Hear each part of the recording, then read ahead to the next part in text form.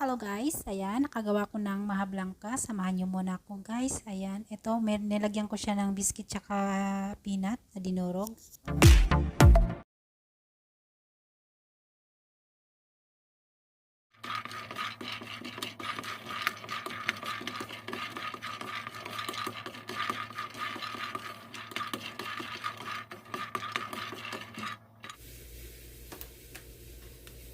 Ayan guys, ito yung mga sangkap ko. Ayan, meron tayo dito cornstarch. Ayan. At itong peanut didiklikin ko. Tsaka meron tayo ditong condensed milk. At itong sweet corn. Ayan. Ayan guys. At kung gusto natin matamis, pwede tayo maglagay ng sugar, konti lang. At itong fresh milk. So, isang cup lang naman gagamitin ko. At itong coconut milk. So, ilalagyan natin. Kung gusto kong pwede ko palang lagyan ng dalawa. So, at ito yung biscuit na ibubudbud ko dun sa ibabaw. Kasi wala ako yung yung sa nyug. So, ayan guys, ito lang yung ating mga sangkap. Yan, sa ating gagawing maha. Yan, umpisa na tayo magluto. Medyo nag-frozen yung gata ko. So, yan. Ayan yung gata. Ayan siya.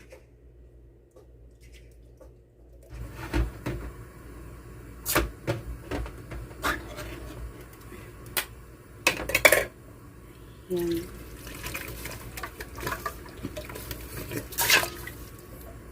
Yan, lalagyan din natin siya ng water na kunti.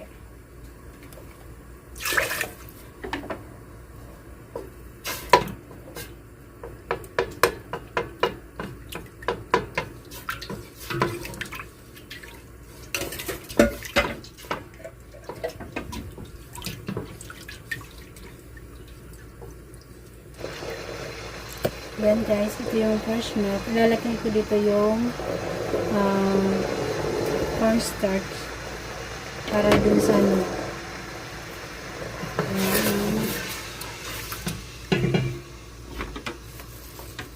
lutuin ko muna guys yung gata ng konting oras, saka ko ilalagay yung sweet corn.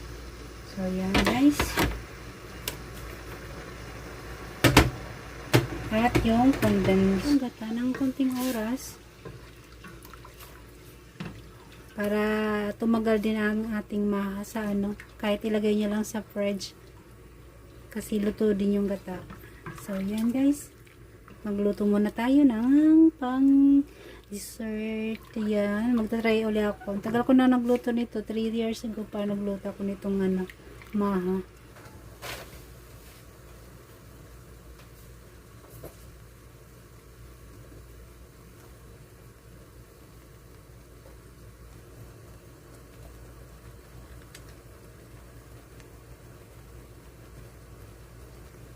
Yan guys, lalagay na natin yung sweet corn.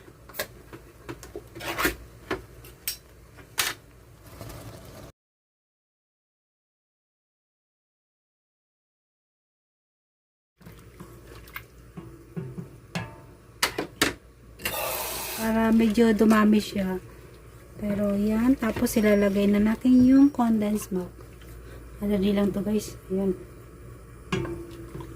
Yan, hindi na ako maglalagay ng sugar kasi matamis na to.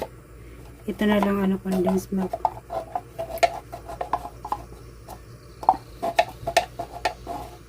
Ayan, guys. I-mix ko na guys.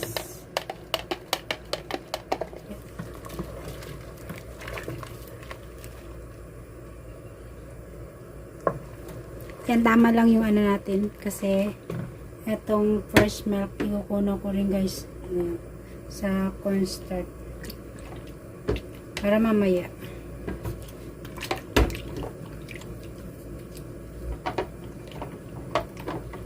Pag lumapot siya guys, tapos yung yung peanuts didikdikin ko at ibubudbud ko sa ibabaw. Naantay ko itong maluto. Balikan ko na ito at didikdikin na natin.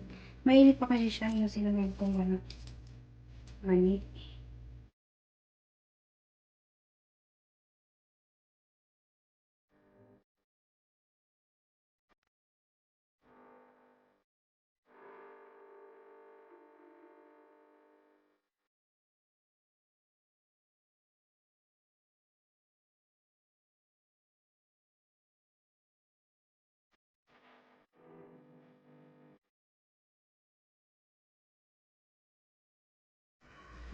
Tayo.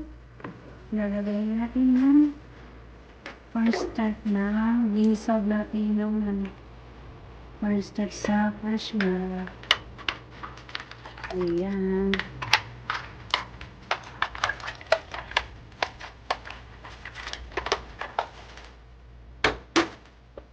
Guys, kunti-kunti lang yung pag dahan-dahan lang din yung fire, yung low fire ng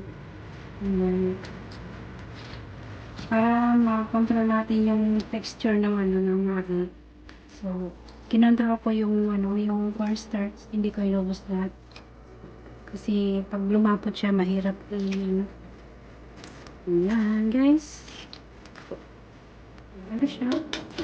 So, hindi na ako guys naglagay ng ng sugar.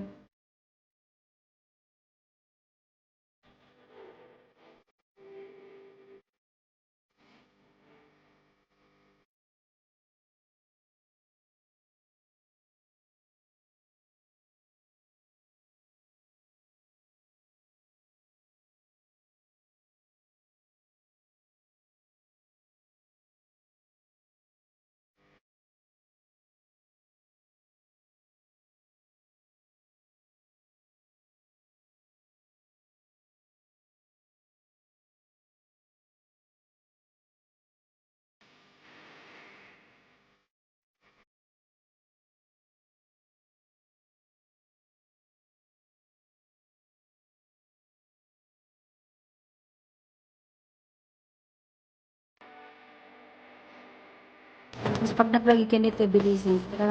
Habang mainit pa, mabukang talaga siya kung nilagay niyo sa lalagyan ng natin.